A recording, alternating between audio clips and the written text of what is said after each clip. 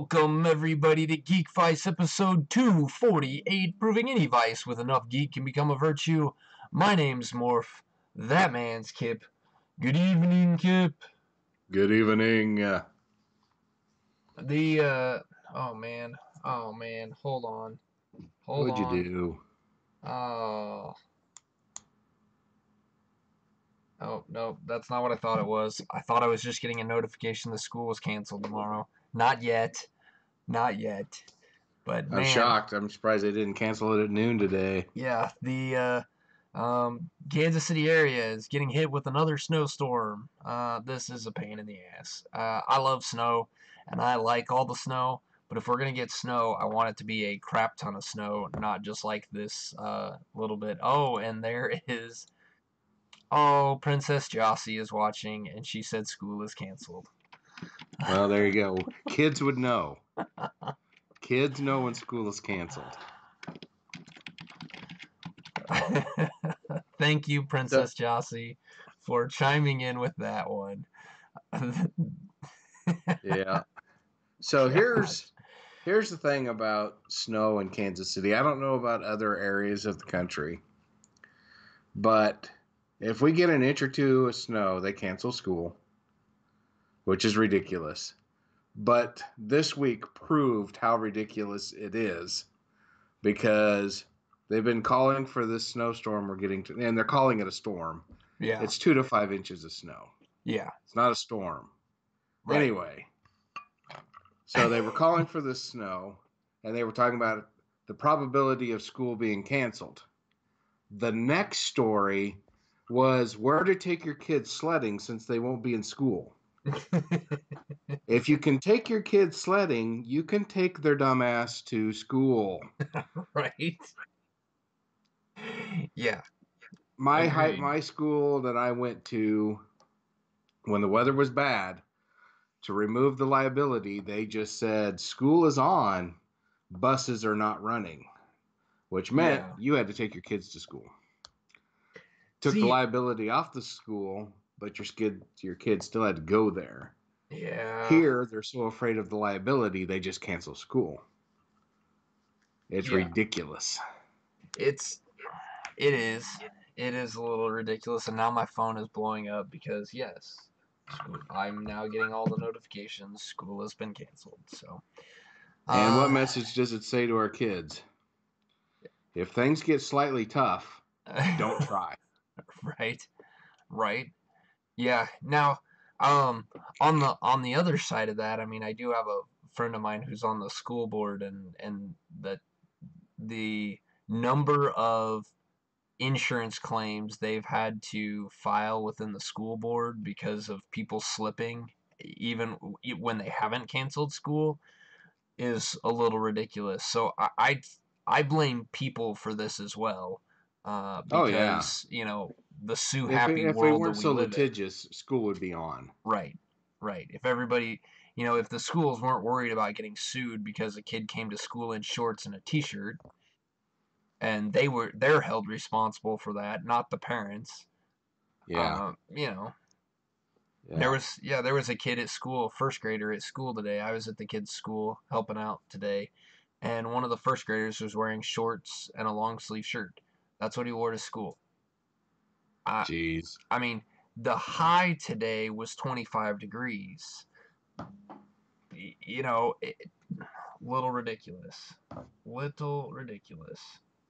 It's a lot ridiculous. We're on this slippery slope. Yeah. And it doesn't seem like we're going to get back up where we need to be. It's just going to get worse. Well, and I eventually, I think we're going to get into this year-round school thing, and that's really the way to go, because then it doesn't matter. Because right now, the big problem now is like, well, what are we going to do to make up these days? Well, guess what? When you go to school year-round, it doesn't really matter. Yeah, this is true. You're always going to have enough days to go to school. So, I'd like to see us go that direction, but I'm sure, all the people... Yeah, I'm waiting for Princess Jossie to come back now and say, what? Year-round school? I want summer. I want the pool. Yeah, well, you'll I have a still job and I want summer too, but I don't get it. right? And you'll still get it. They still get time off. You just get instead of getting 3 months, you get 1 month, or 3 weeks, something like that. And that's plenty of time. Kids are bored by the end of the month anyway. So Yeah, it's just crazy. I there she is. I don't I think I just could do remember year growing round up in school. Colorado. We had Princess Jossie. I would drop out. Yeah. I know your I, parents, Princess Jossie. That's not happening. yeah. But in Colorado, you know, 6 inches of snow is a here is basically a natural disaster. But Yeah, in Colorado, it's like, oh, it's only 6 inches of snow, not that big of a deal. right. And it, just kind of depends on where you live, and Yeah. you know, it goes with anything. The more people you throw into the mix, the lower the IQ gets. Mm-hmm. So growing up in a small town, people just knew how to handle it. Yeah. Well, and you It's just like, oh had to yeah, handle it. it's snowing, big deal. Yeah. You Get your didn't butt to have much of a school. choice. You had to do it. It's true. It's true. Well, enough of weather forecasting. Let's get into the real stuff. A couple of Good stuff. announcements for us. We've got um one little pimp for next week. Next week we're going to be talking about a new board game that I got on the recommendation from Bill from Prolific Games. This is not a Prolific Games game, but it is called Gizmos, and it is awesome. And we will talk more about that next week. So um, we're just gonna take a 1 week break from board games to talk about some TV shows. But next week we'll be back into board games. So hang in, tune in for that one because it's gonna be a lot of fun. Also next week we on Geekvice Gaming, the YouTube side of it, we will be I will have a Civ 6 multiplayer playthrough with friend of the show Brady. Him and I are in the middle of a session, and I've got some of the episodes edited and recorded and edited and cleaned up and ready to go up. So they're gonna start going up. You'll start seeing those on Monday of next week. Sweet. So Can't yeah, wait. where I'm gonna try to do it. I've got enough episodes that I'm gonna try to go 2 days a week, Mondays and Thursdays. So watch the YouTube channel and you'll get all kinds of stuff. There'll be stuff on Mondays, there'll be the Geekvice this show on Tuesdays and or Wednesdays, and more Geekvice gaming on Thursdays, and yeah, so having fun with I, that. I I do have a board gaming dilemma I'm dealing with. Uh-oh, that's Yes, bad. it What is is your bad. Well, what it's is your good and bad. So we have this league, a league at work. It's a bags league. okay. They call it cornhole. I refuse to call it cornhole. I call it bags. Right. So each week they put all the people who won their games that week into a hat and they have a drawing. Week one, I won a $25 gift card to Amazon, and I'm having a tough time deciding what board game to apply that $25 towards. Mm. So, Mm. anybody have any suggestions? I'm all earballs. I'd like to hear because I say anything to my one gaming friend and he always says the same thing. The Tuscany expansion for viticulture, which is fine, but I've had rotten luck with expansions, so I'm gun shy. Gotcha. So I'd Yeah. rather just get a full game, but I don't know what it's going to be yet. Well, don't buy anything until after next week because after we talk about gizmos, that might be the game that you do. That may sway me. Yeah, yeah, yes, All and right. and All don't right. don't go buy Old Maid, Princess I won't Jossie. do We need to that. get you some better stuff. Come on. I can guarantee I will not buy Old Maid. Or I mean, we do have, and unfortunately, you can't use that Amazon gift card on a Kickstarter that's going to be coming here soon for the True. expansion for Flapjacks and Sasquatches, which you know is going to be good because I mean, they're giving little. If you follow us on Facebook or Twitter, you will see some of the cards that have come out, and I mean, they're just awesome. Like Big Tim. Like Big who does Tim with the baby head. who doesn't want a card that's a giant guy with a baby head named Big Tim? So, yeah, Yeah. looking forward to that thing. Oh yeah, it always comes to that too. Sometimes you're like, I wish I could take my Amazon card and use it at another place, Yeah, yeah. but that's just the way the world works right now. Well, it's uh yeah. I run into that sometimes. I've got credits on different things where it's like, oh, hey, you get a gift card for something, you go spend and you like put it into a website. Like I have one on like Ubisoft or something where it's like, hey, here's what you have left after you've bought the one thing that you wanted. On there, you have 73 cents. Good luck. Like, Don't spend it all in one can I thing. just can you just like give that to me in like a currency that I could just move wherever I want. So when I'm gonna go buy something somewhere else, I can just put it in there, or just take it from all these different ones that I have and just combine it all together. Maybe I'd be able to buy one thing. Yeah, it'd be like Office Space, where it takes the rounding and it's puts it just all in a checking account. Yeah. it's just the rounding. It's all I'm doing. It's just the rounding. It's not even Oh, stealing. I put the decimal in the wrong place. I'm always doing that. It's it's not stealing. They're just getting rid of it. Oh, Office Space. Can't wait till I can introduce my kids to that and ruin their lives. So Yeah. Show it to them after they have jobs, because if you show it to them before, they'll yeah, never go to then they're work. never gonna get a job. So Yeah. yeah. All right, let's get into some TV shows here. So Let's do it. normally I'm the guy who's talking about the stuff that's coming on weekly, and I'm usually binge watching it because I'm so far behind. But it's still shows that are on weekly. But this time it's you. You are watching regular television. I know it's scary, isn't it? Yeah, that's a little odd.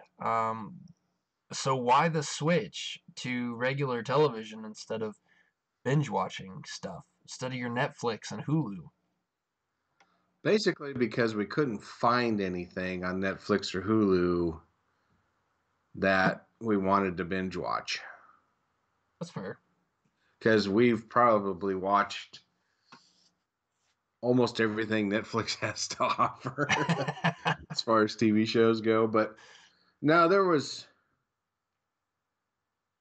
a few shows that I don't mind watching week to week, like The Orville, Mm-hmm. Project Blue Book. I didn't put that in the list, but I'd like to talk about Project Blue Book. Okay. Um, so I don't mind. There's certain shows though you have to binge watch, because when the episode ends, you're like, there's no way I can wait a week to find out what happened. Right. Uh, Right. but the shows on my list are been fairly easy to watch week to week. That's good. Uh, I've noticed that like sometimes the week to week shows get into the like bad guy of the week type thing, or maybe bad guy of a couple weeks, where it doesn't. There's still an overarching story to the whole thing, but it's really like, hey, here's one story that's all wrapped up in 1 week or maybe 2 weeks worth, and Yeah. um, is that kind of where some of these kind of fit? Well, the Orville is definitely one of those. The Rookie is one of those. Um, Because the yeah, rookie's the different cop. story each week. The rookie's a cop movie, isn't it, or a cop show? Yeah, a cop show with Nathan Fillion. That's right. That's I right. expected it to be like Castle, Yeah. but it's really not. It's so much better than I thought it was going to be. It caught me off guard. Mm. We watched it because it's Nathan Fillion. It's like, all Yeah. right, we'll give it a shot. And then when it was the first episode was over, like, damn, this is good. This is really good. So can't Well, that's complain about finding a show like that. yeah. Yeah. Exactly. So what's the first one on your list? Let's start there. What is the one you want to talk about the most? I want to talk about Star Trek Discovery. Okay. All right. Let's do it. And mostly because I am not a huge Star Trek fan. My wife is. So I never really watched all the episodes of any of the series. I've seen a few of the movies, that kind of thing, but Mm-hmm. and Star Trek Discovery is on CBS All Access, which limits the amount of people who will watch it. Right. Because let's be honest, nobody really wants to pay another monthly fee for For one, another streaming service. for one show, because it's the only show they have on there. Exactly. And we are in that boat. We're not going to pay for CBS All Access. But the first season was available on DVD at our local library, so we checked it out. And I have to say, I wasn't overly excited about watching it. I was like, all right, it's Star Trek. I'll give it a shot. I like sci-fi. And after the first two episodes, I was like, I don't know about this show. It was just kind of eh. But then it just kicked it in. And the funny thing about it is the first two episodes, my wife made the comment that this really isn't like Star Trek. Really? It's darker. It doesn't have that same Star Trek feel. You know, none of the classic episode themes or anything like that. But then the third episode did. And from that point going forward, the show just got better and better. And by the time it was over with, the first season was over with, we were like, we love this show. It was that good. It threw a twist at us at the end, didn't see coming. Liked all the characters quite a bit. There were a few episodes it's like, oh, that's exactly like this episode from the original series. I can only tell you that because my wife said that. But I guess there's an episode with a guy named Mud. There was a guy named Mud in this. So there's just all these different things that they did tie together, but they did it in such a way it didn't feel like a ripoff. And at first it didn't feel like Star Trek, but as it got going, it did feel like Star Trek. The main character, her name is Michael on the Okay. show. So she has a guy's name. And the way they set her character up, you kind of feel bad for her. And then things just start to happen and she works her way through it. And you really start to get on her side. You really start to root for her. I can't tell you anything about it. It'll give it all away. But her character is really good. Jason Isaacs in it. He was fantastic. There's a bunch of other people that show up and you're like, oh yeah, I know who that is. Like Rainn Wilson plays Mud, things like that. You're like, yeah, it's kind of fun to catch different actors and different types of roles and things like that, making guest appearances. Right. Can you hear that? Yeah, I can. Somebody's getting a phone call. Yeah. So hopefully this stops soon. But anyway, I highly recommend it. I want to tell you all about it, but I can't because it'll just give it all away. Right. But it takes place, I think, if I remember correctly, 100 years after Enterprise. Okay. So there are some nods, some mentions of the Enterprise, especially in the latter half of the season. So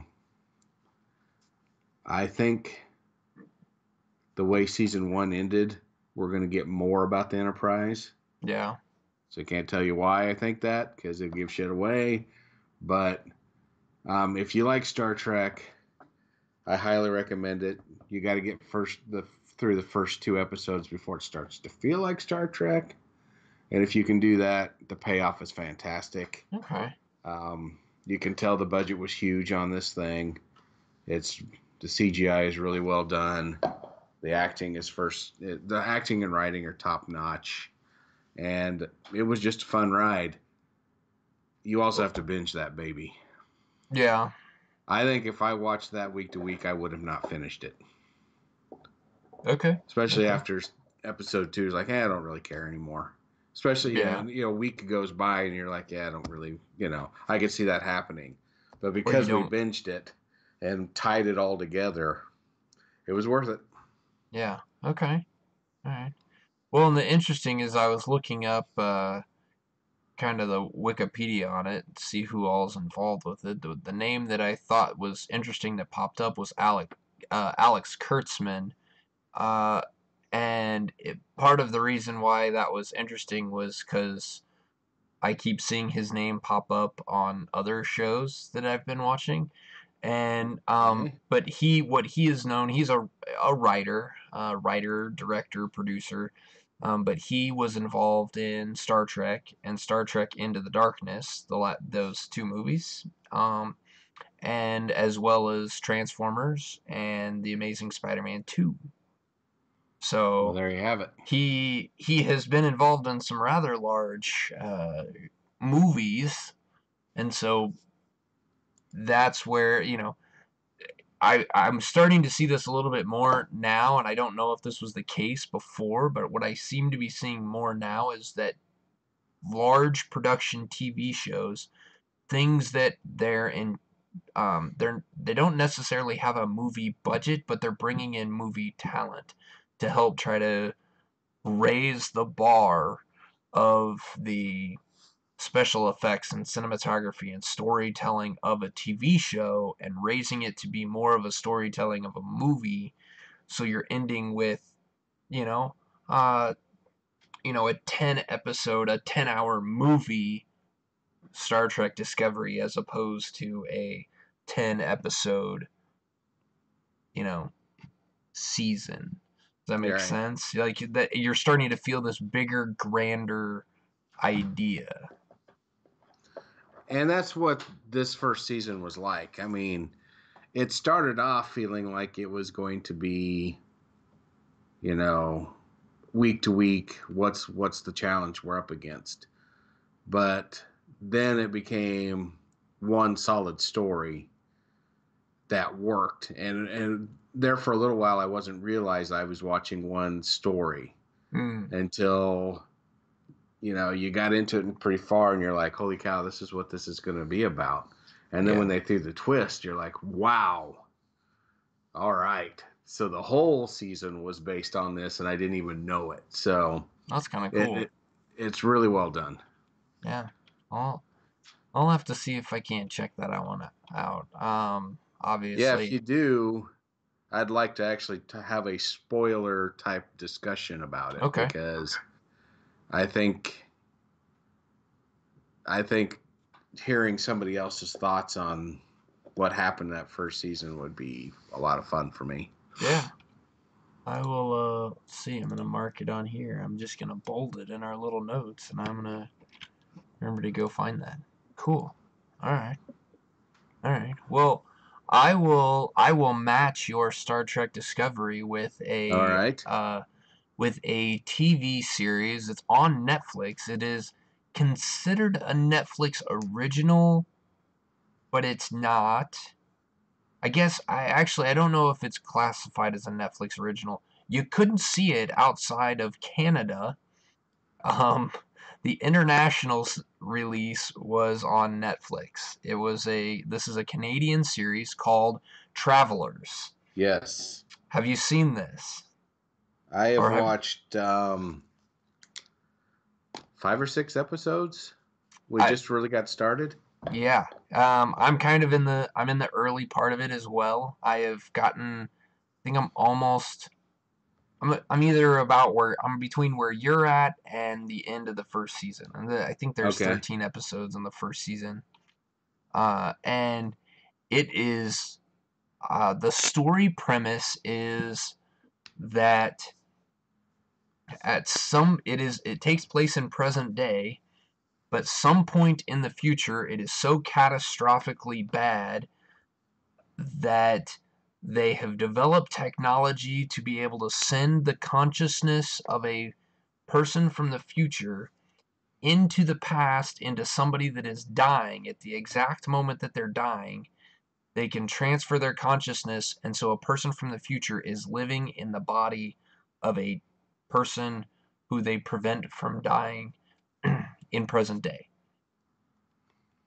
Cool Yes. kind of idea, cool premise, and it's comical with the way they have handled this transition, this idea. Like, they'll have some people come over that are just like, yeah, okay, here, this is what we can do, this is what um, we're in here to do missions, we get information, this is what we're doing the missions. But then you get some, like, there's one episode where it was a religious, like, mass culling. They're gonna drink the Kool-Aid, Yeah, and yeah, yeah. and they transfer, like, every person in this group gets a person from the future, and it's all these old people, and, Yeah, I love they're that. on a bus and they're driving along, and one guy's like, I'm just looking for the next rest stop. Like, dude, we just stopped. Like, I gotta pee.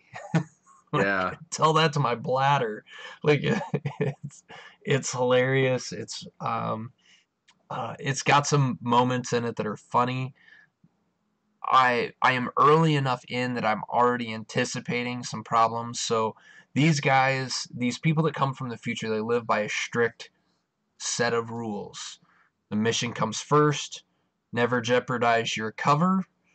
Um, uh, don't uh, like don't interfere. Don't kill people. Like, don't mess up the timeline because they don't want to do the butterfly effect. They're trying to limit their impact. Um, don't reproduce, and don't talk to other travelers unless you're required to, unless you're told to. Yeah, So unless that you're on their team, yeah, yeah. So because they come over in teams. right, and the idea, the kind of the interesting part of it is their teams, the way their teams come over. I think it's like 5 people. One of them is a historian that has, I and I you might not be to this point yet, or you might be, where you find out that they are genetically altered. Their brain is altered before they come back to be able to hold this massive amount of information. I So was they're wondering how he could remember all that stuff. so they know every event that happened. Um, they know dates that people will be dying. They could be potential hosts. They have, like, all this information stuck in their head. There's a medic that comes back. There's a tactician that's kind of like a sniper type, or not sniper, but like a special forces type person. There's an engineer who's gonna fix stuff, and then there's the team leader. Yeah. And so it's really kind of cool seeing the dynamic, and they did a really good job with this main group that comes through and kind of throwing them in different situations where they have to deal with their host lives. One of them is a high school athlete, and, like, he still has to go to school. He's Before he was going to die, he was basically failing classes and was like a football player, star football player, and the guy who took his place was not really a football player. Yeah. He's their engineer, and he's like, yeah, I don't really want to play football anymore, and that causes some uproar. But he's a high school student, so he's got his parents, like, on his case about doing this and getting a job and going to school and, living the life of a normal high school student, and he's trying to save the world. So, So there's different situations like that that they're put in, and it makes for a really good show. I think this thing is awesome. I think it's really well done. It is. There are 3 seasons of it currently. Um, the Canadian seasons, there was only 2. So Netflix put those 2 seasons back out. I I don't know if I haven't done enough research to see if those were redone or not, um, but Netflix put those 2 out, and then there's a 3rd season that's out now that was a worldwide release. So I think that's completely different. Okay.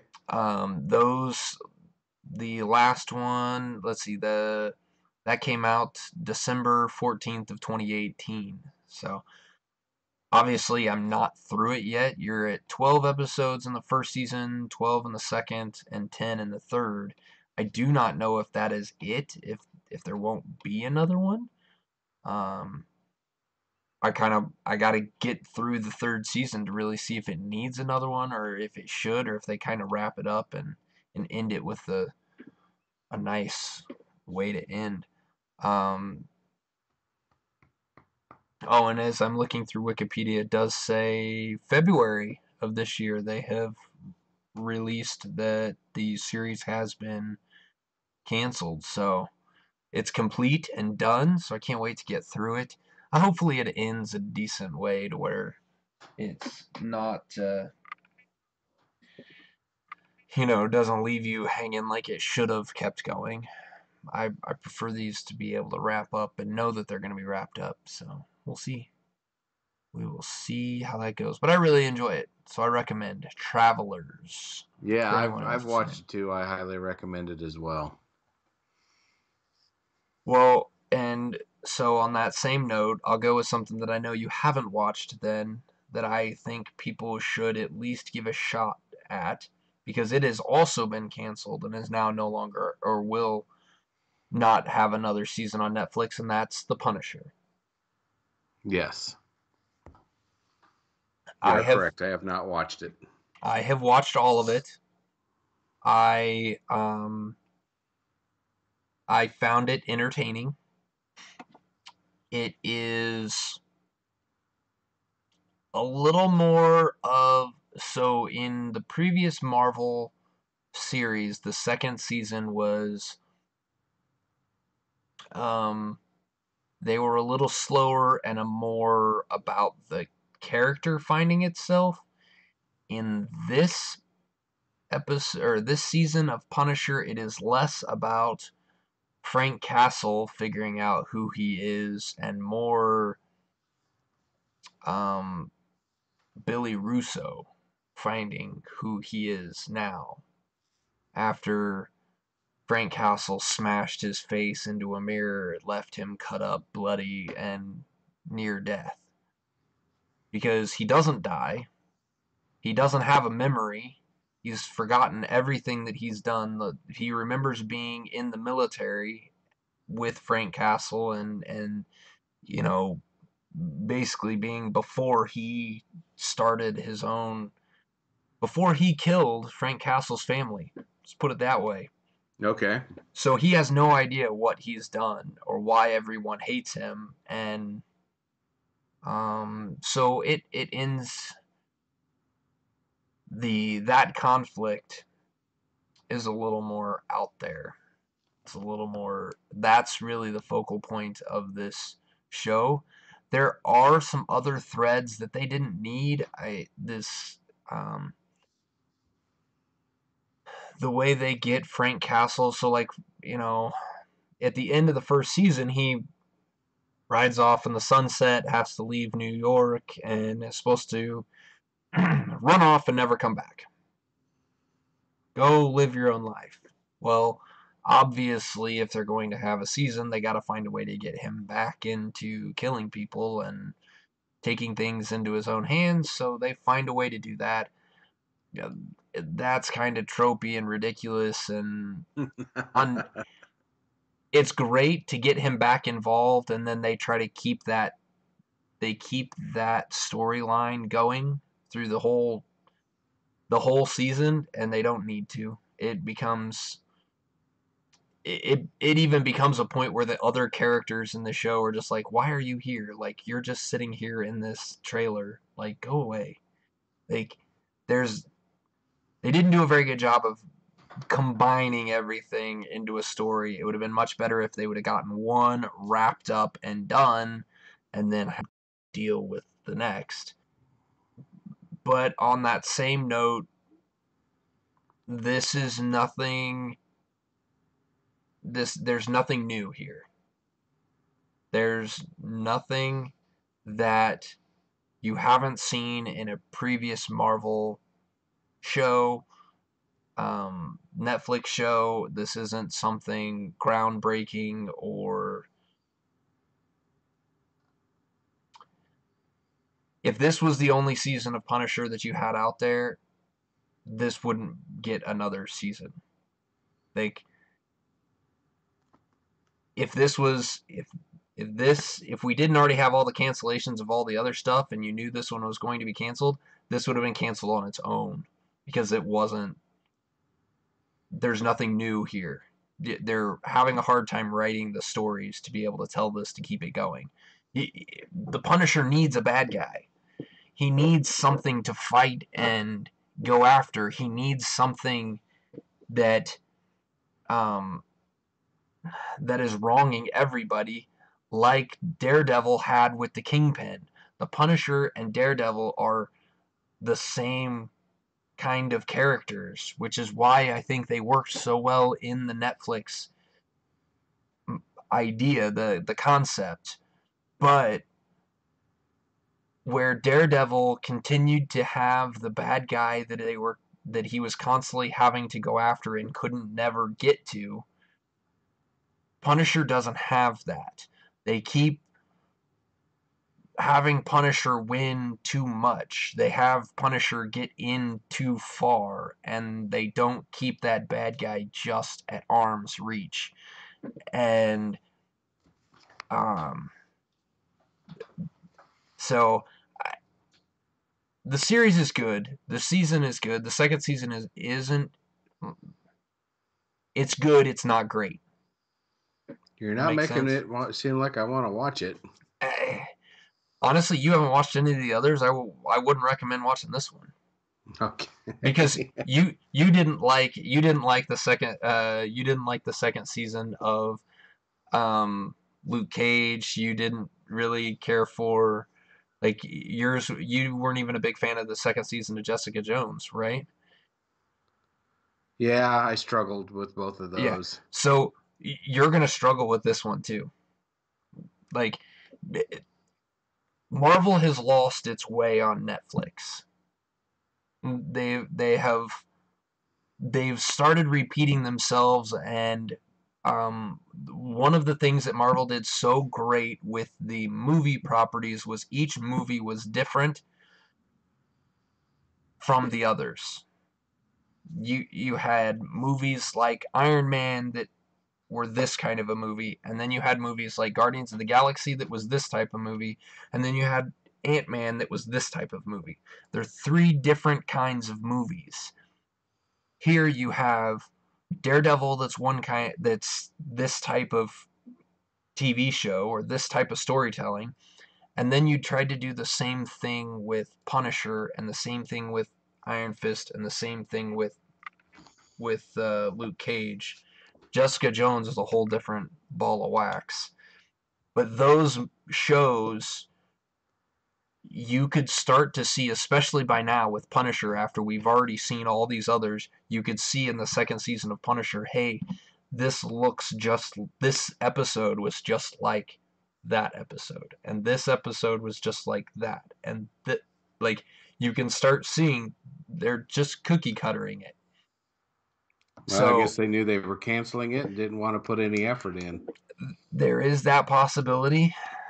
There is that possibility. But it makes me wonder, because the problem with doing something like that is now you have lessened that brand. Yeah, and if they were going to try to keep these series going on Disney's platform whatever that is down the road, did they hurt themselves too much? So that I don't know, because nobody knows if they're actually going to turn these into, if they're going to continue these series, or if they're going to scratch what, they could scrap everything that they've done so far and start them over, They say definitely it's could. 10 years past that point and hey, here we go, and they could cast all new people in it, who knows? Which would be a shame because I think Kristen Ritter was a great Jessica Jones, and I think, holy cow, Mike, whatever, was a great Luke Cage. Yeah. Sorry, I And couldn't remember your last name. Mike Coulter. Mike Coulter. right, Fantastic Luke Cage. right. And And of and course, the guy who plays Punisher.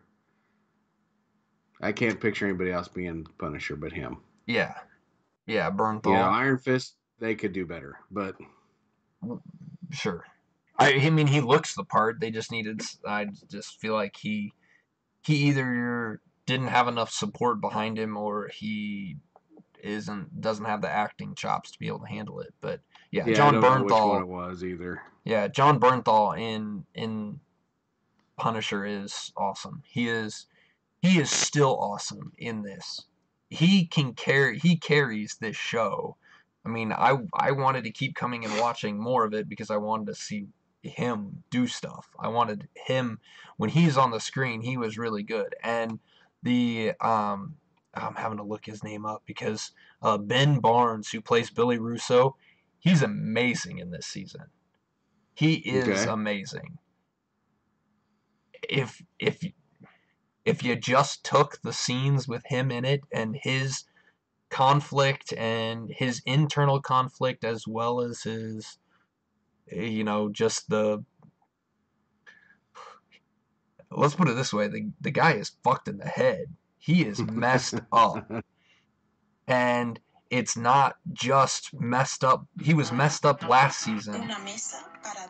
Uh-oh. Is My that bad. yours? Oh, I'm like, the, the he was messed up in the first season. In this season, he's messed up even more because he doesn't understand. He's having to learn all the stuff that he did and not really understand why he did it. Okay. And so, um, so yeah, it's cool. His part of it is really cool. They also introduced what was I don't know that she is in it. And I have to go pull up the full cast to see if I can find her, because they have a doctor that is for Billy Russo's character. I can't remember her name, but the actress who plays her I thought was really well too. She did a really good job. And it's almost kind of the, what is it? It's not Stockholm syndrome, but it's the other one where, the doctor feels like they can fix somebody and then falls for, kind of, Oh yeah. it's that syndrome. It's the opposite of Stockholm syndrome. Um, but yeah, it was her backstory and kind of what she went through, and why she does what she does is really interesting, really good. Um, so there's some parts of this show that show promise. I just feel like they didn't put enough effort into it. That's too bad. But I just remember when Punisher showed up in um, Daredevil. I just couldn't wait for them to come out with the Punisher show. yeah, And then it came out, and for some reason I couldn't even finish the first season. I don't know why. It wasn't like I wasn't liking it. It just, for some reason, it's like I can't finish it, and I didn't. yeah. Then you really aren't going to get through this one, because this one has parts of it. It has. I ran into parts of episodes where I almost wanted to fast forward through it. Like, because it was like, hey, I know that this story doesn't matter and I don't care about it. Get me to the next one. So, All right. so there you go, man. That's what I It's got a for you. it's a definite maybe on Punisher. It sounds like.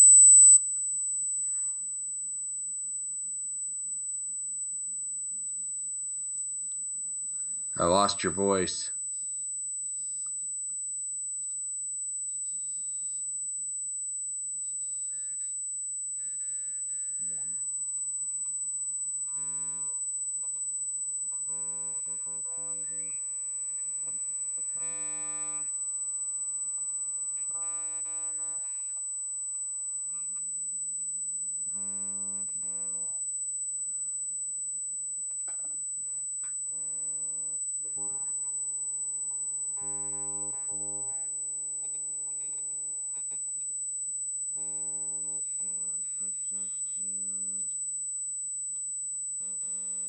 There you are. Now you're back.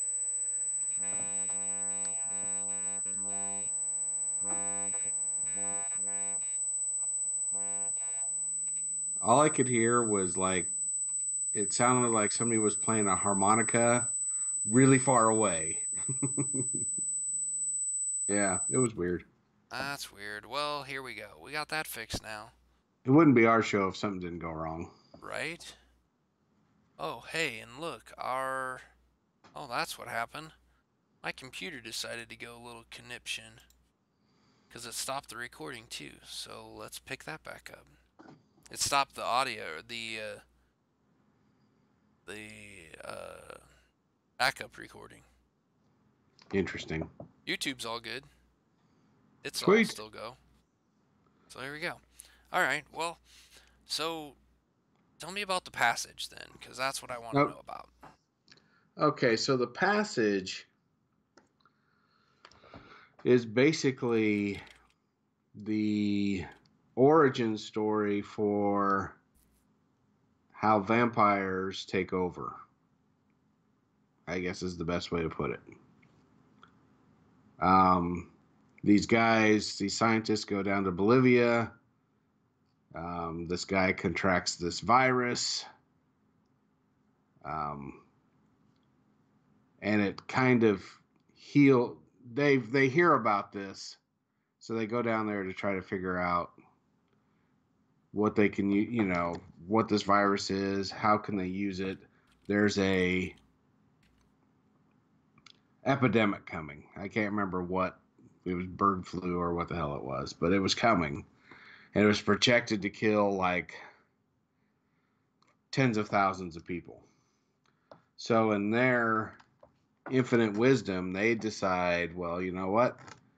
This virus causes people to go cuckoo for Cocoa Puffs, but it fixes them physically. So they think, well, if we get this virus, start studying it, we can fix it, save ourselves from this epidemic coming. Which, of course, they're dead wrong. Of course. Yeah, pun intended. Yeah. It's got Mark Paul Gosselaar as this agent who is tasked with bringing in test subjects.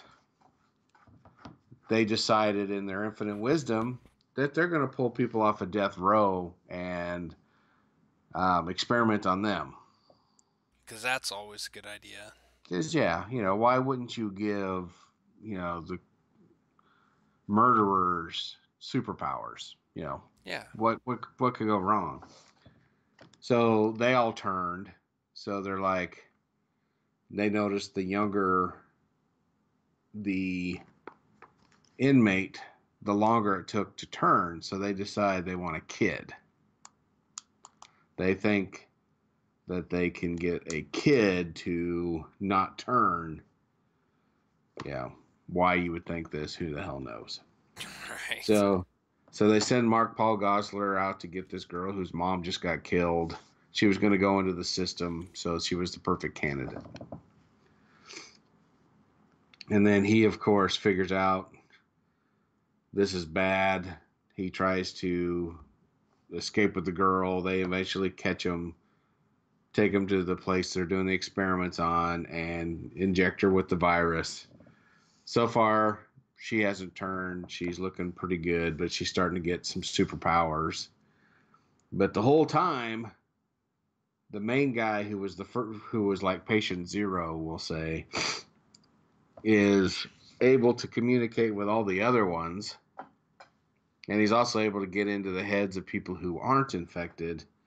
He's becoming really super powerful, and they're trying to plan their escape and all this other stuff, which is where we're at now. Is the proverbial shit is hitting the fan. The show is really good. I like the premise. I'm really entertained by it. Mark Paul Gosselaar, if you're used to him just being Zach from Saved by the Bell, this role will blow you away. He plays this agent with a heart of gold. Just awesome. He's really good at it. I really like it. I really like him in this. You really root for him. You root for him and the girl that he's trying to save. The hard part of the show is the stupidity.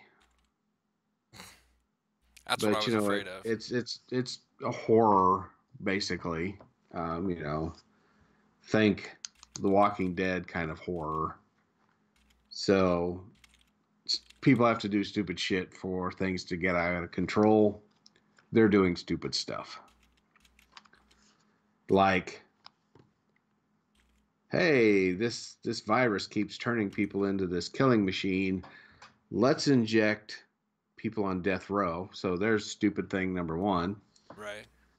And then, oh, that didn't work. All of them turned. Let's try children. Stupid thing two. Hey, this girl is fighting it pretty good. Let's see if we can take her blood and counteract the patient zero's blood and see who wins. Plus, they're a military installation. Of course, the military wants to weaponize this girl.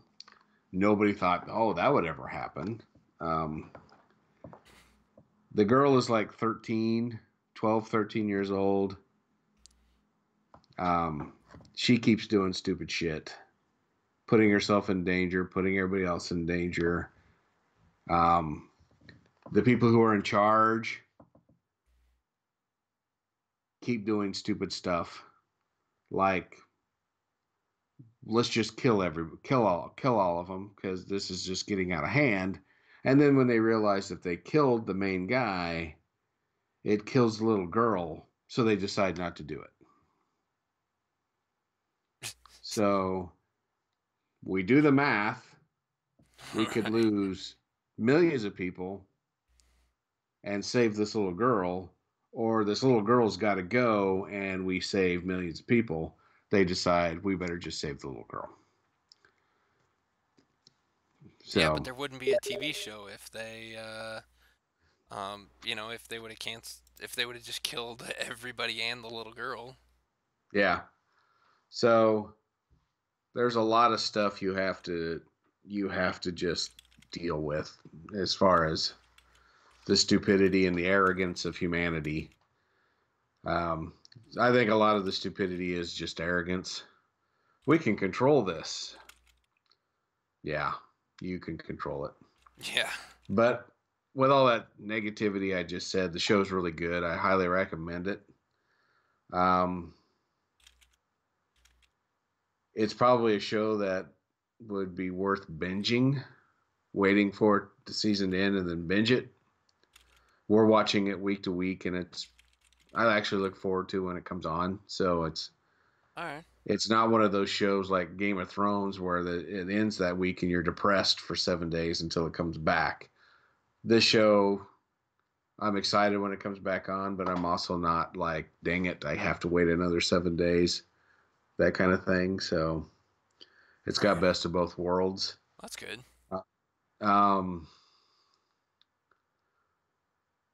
there's just some stuff going on. A little bit of like Legion because it happens inside people's heads a little bit.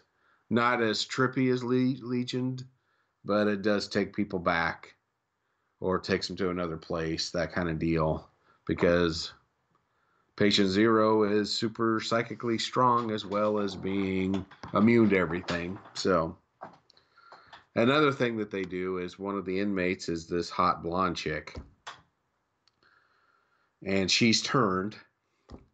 Everybody else who has turned has got these weird veiny things and their eyes are ugly and they look like crap. But super hot blonde girl looks great. Well, of course. Maybe it was in her contract not to look like, not to make her look bad or whatever. But yeah, that I made that comment tonight. Everybody else looks like shit. She looks great. Yeah. Yeah, they made her a little pasty, but that's about it. They didn't. She's too pretty to mess with, I guess. Is she sparkly? Does she sparkle? She's not sparkly, thankfully. If there was one sparkly vampire, I would have turned it off long ago. But and what's funny is they don't want to call them vampires. Right. Well, because if they do, they're probably contractually responsible to like pay somebody for that. Well, they say vampires, but only because Mark Paul Gosselaar's character keeps saying, "Why don't you just call them what they are, vampires?" And everybody just shuts him down. So that's awesome. But it's cool. Worth it. It's worth the watch. I was almost said it's a lot of fun. It's not a lot of fun. It's basically about humanity killing itself with vampires.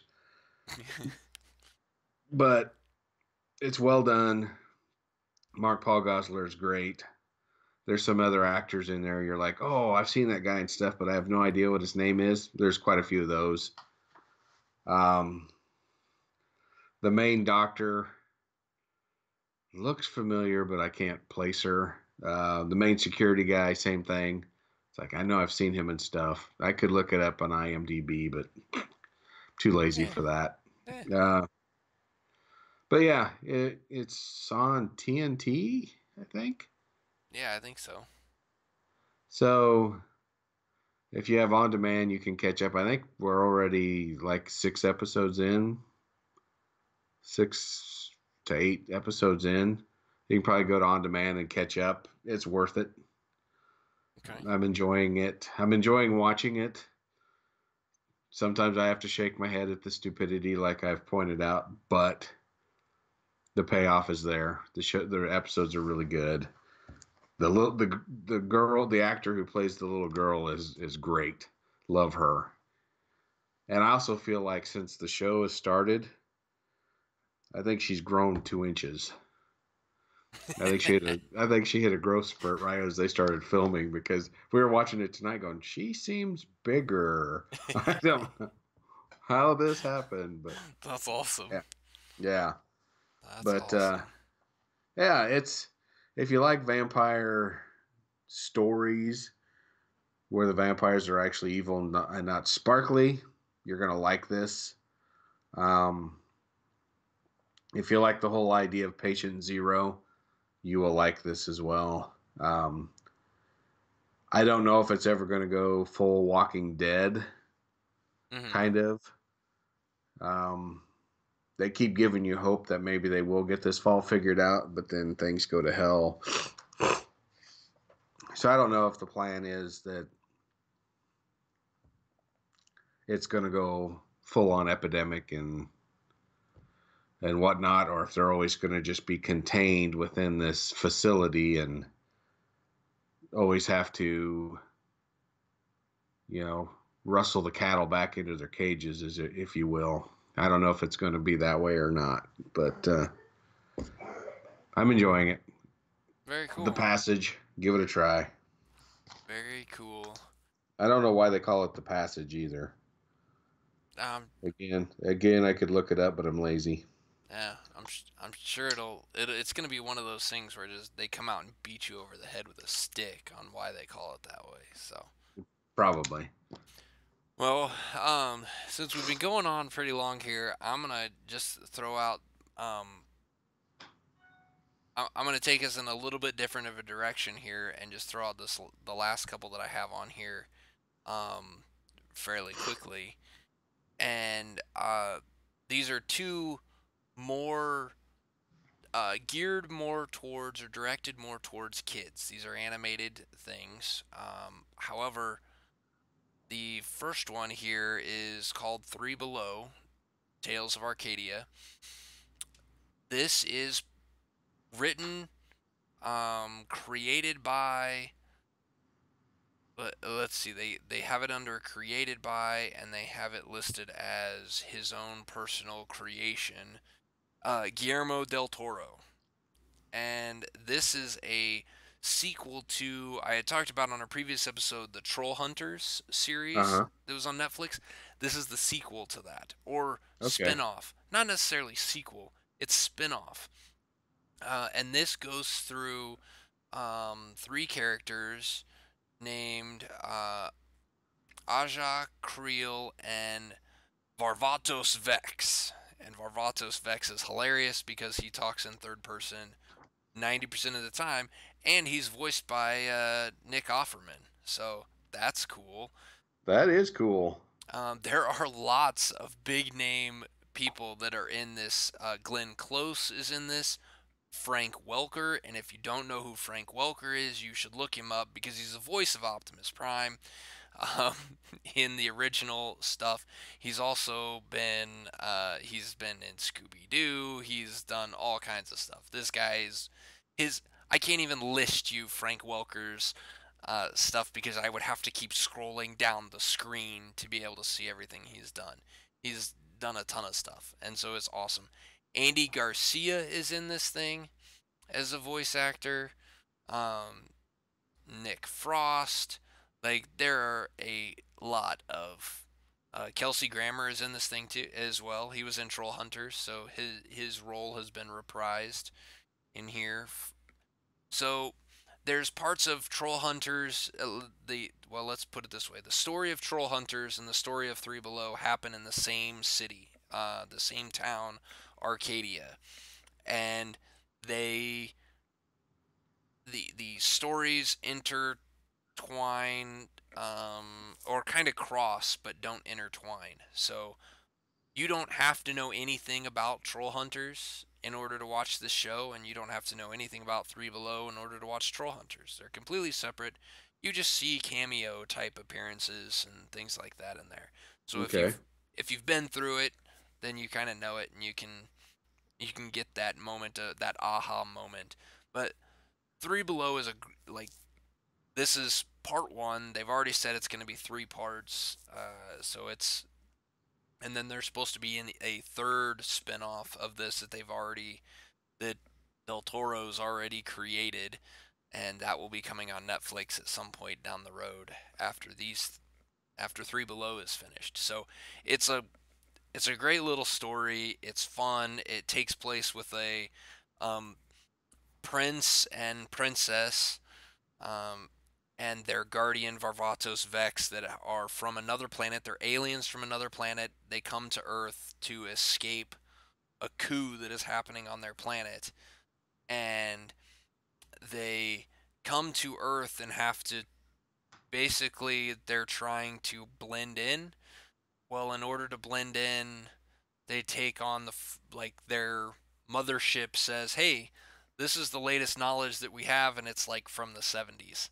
So you have they make Varvatos Vex their guardian, an elderly senior citizen with a cane, which is hilarious because he's supposed to be this big, huge, strong guy, and they make him this little scrawny old man. And then they make the kids into looking like normal kids, the prince and princess into looking like kids, but they have no idea what they're doing. They have no information, and some of the information that they've learned from their ship is so old and outdated that everyone looks at them like you guys are idiots. And so it's hilarious, fish out of water type thing. Uh, it it's a funny show. It's got good writing. It's got good character development. and the first season's out. We watched it with the kids, and it's awesome. Just like Troll Hunters, I recommend this Three Below. If you liked Troll Hunters, or if you've watched Troll Hunters, if you haven't watched Troll Hunters, you should, because that's amazing. This show just picks it up and keeps it going. So definitely check out this show. And the other one that we started watching, and we've just started it, so we're only a couple episodes in, is the new Carmen Sandiego on Netflix. This is actually a lot of fun. This show is a lot of fun. Um, the writing is really clever, and what they've done with Carmen Sandiego to kind of make her more of a role model per se instead of just an evil thief that you're trying to catch, to make her kind of a white hat criminal, stealing from criminals to stop criminals from their master, from doing evil things. That is, it's kind of a new twist and makes it for a fun show. I'm not sure how. It's a fun show, but it is, I think, more fun because I have kids and I also have like a 12-year-old's brain. So, um, I find it entertaining. Uh, it is written for kids. It is written, it is not written for adults. Where the Three Below and Troll Hunters, those shows, even though they're for younger audiences, they have a complex story enough to them that adults can watch it and you can kind of feel like they're not, you can pick up on it. It's complicated enough that you will enjoy it. Adults will enjoy that. This one, so far, the story is pretty straightforward. It's not very complicated. Um, this feels much more written for kids than the other shows, but um, I'm enjoying it. It's fun, so go give it a shot. We'll see how the rest of the season goes. But there you have it. there's Some my. anime for the children's. That's right. Go get some kids shows in, because I got to get my kids shows in. We're also watching Transformers Prime, but that one is that's already been done and that season's been canceled. It was on regular television. Netflix just put the first season on, and I, I'm a sucker for Transformers, and that one's a good one too. So, but I think I've already talked about that. So, um, what's your take on this I Am Night? Okay, so I Am Night takes place in the 60s. That stars Chris Pine, and it's got a tie-in to the Black Dahlia murders. For those of you who don't know what the hell I'm talking about, the Black Dahlia murders, I think, happened in the late 40s. It was an actress that somebody found on the side of the road, mutilated. I think she was even cut in half. Pretty brutal. This one, they're kind of alluding to maybe the person who killed the Black Dahlia is still there and still evil, and it looks like maybe he's gonna kill the main character in this TV show, but so far she's still alive, so don't know where this is going. But at the end of each episode, they kind of give you little facts about this person's life. So this person actually did exist. So I find that fascinating. I think the story wasn't meant to be 100% accurate, but I think the fact that these people existed is pretty cool. That's cool. What it is this girl is of mixed race. She finds out her grandfather is this rich guy in LA. She contacts him. He says, "Hey, come on out." She gets out there and she finds out this family is just completely weird. She can't get in to see her grandfather. She's trying to get work in all these different angles to try to get to meet him, like get with his ex-wife and stuff like this, and everybody's just weird. Chris Pine is a reporter who basically, I can't remember what the story was or if they've even told us the story, but was discredited going after this grandfather. And now that this girl has shown up and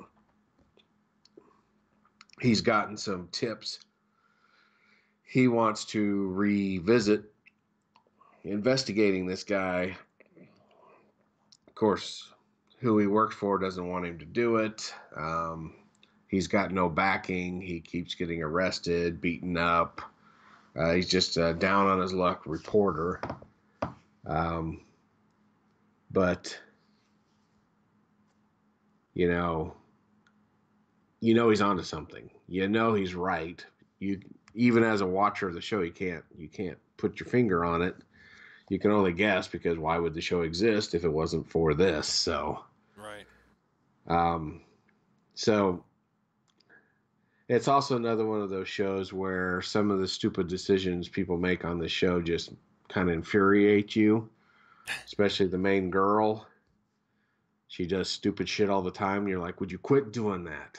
But she does. Somehow she's still alive. If this was LA in the 80s and 90s, she would have been dead. But it's really well done. I love the old cars from the 60s. I just love the cars in this show. It's pretty phenomenal. And again, the historical ties at the end, pretty cool. Actual photos of the people that were in the episode, things like that. Just as a person who really likes history, that draws me in. You know, there may be a couple of characters, like she's staying at this lady's house. I think everybody calls her Big Mama.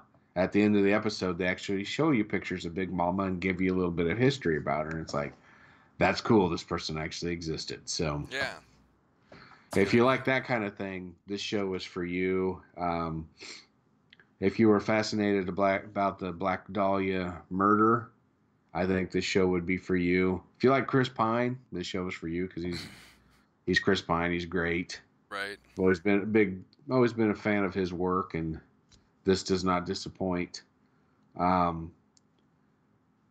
It makes you uncomfortable in places because of the outright racism of the day. Makes you dislike your fellow man, that's for sure. But for the way they treated minorities, but it's true to I think this takes place in '64. I think it's pretty true to probably what it was like. I mean, she's a mixed race girl. She looks white. She was walking down the street with this guy who wants to date her. He's a black kid, and the cops just pull over to make sure she's okay. Yeah. No sign of any distress or whatsoever, other than she's with a black kid. And they pull over to make sure she's okay, harass the guy, and you're just like, man, we as white people sucked. Yeah. Sucked big time. But outside of feeling uncomfortable about the past and things like this, the show is worth the watch. I'm glad I'm watching this week to week, because I think it's so dark and mysterious and kind of weird in places. I think binging it would make it get old, kind of wear on you. So having that week break actually works for this show, because it is strange. Right. Yeah. I can believe that. I mean, that's kind of like Broadchurch was another one of those that I had to take breaks. I couldn't binge watch that thing just because it pushed my limits, So Yeah. This I, one, it's just weird enough to push your limits. It's so far it hasn't been like overly dark or anything like that, but the family is so bizarre, and she keeps doing stupid shit that after a while you're like, yeah, I'm glad I'm not watching more than one of these at a time. Right. Very good. Very good. Well, Just one quick throw out. If you're yeah. not watching Project Blue Book on the History Channel, you should be. And if you're not into UFOs or anything like this, I think you should watch it because it has Aidan Gillen from Game of Thrones, plays Littlefinger in Game of Thrones. He plays Dr. J. Allen Hynek, who is a real person. And then the guy he's working with, the actor's name is Michael Malarkey.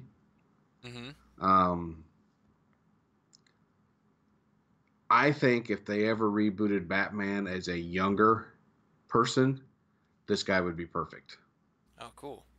So if anything other than you want to scout what I think a good Batman would be, watch the show. Yeah. If you're into UFOs, watch the show.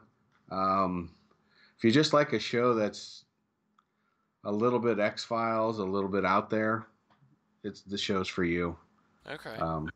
It takes real cases that Dr. Hynek investigated and puts a Hollywood spin on it. So things get out there, a little far out there in some cases. You know that, yeah, that didn't happen, but it makes for entertaining TV. And just like I Am the Night, at the end, they actually discuss the case. They actually show you newspaper clippings and give you what actually was in the report. So they may take a case and do the Hollywood thing to it, but at the end, they actually give you, what was actually in the file. So it's kind of cool that way. Well, that's got Robert Zemeckis as executive producer too. Yeah. Interesting. Yeah, and you can tell it's well done. Cool. I'll have to check that one out. And they already been renewed for a second season, so it's not a one and done things, which is cool. Yeah. Very good. Very good. Yeah, I'm always looking for a good X-Files type show. Yeah. So I'll have to check that and out. I like this one quite a bit. And it just fits in my wheelhouse. I'm a UFO guy, so I'm enjoying it. Cool. Very good. Well, all right. We have got to put a pin in this one because we've gone on for a really long time. We have. Unusual for us. Yeah, but that's a lot of TV shows that we threw out there, and we kind of, Kip and I have been talking about this for a little while, needing to get some TV show talk out there. So we had a lot of stuff. We threw it in there. We got, we'll be back to board games and things like that next week. I got some video games that I want to talk about too. Some interesting takes, some different ideas on stuff. So yeah, so we got more content coming. We won't go an hour and a half every night, but every once in a while we'll push the limits. So here you go, everybody. We're putting the pin in this one. Check out our blog at geekvice.blogspot.com. Follow us on Facebook, facebook.com/geekvice. You can follow us on Twitter. You can follow me at Geekvice. You can follow that man at Kip Killigan. You can go check out our YouTube channel where we got lots of stuff like more Geekvice gaming stuff coming. Look for Kip Morph on YouTube. You can find us that way. We're the first ones to pop up. You put Kip and Morph in. And of course, as always, you can reach us by email at geekvice@gmail.com. Thanks, everyone, for listening to our ramblings, and we will see you next time. Later. This podcast is part of the Podcast Arcade Network.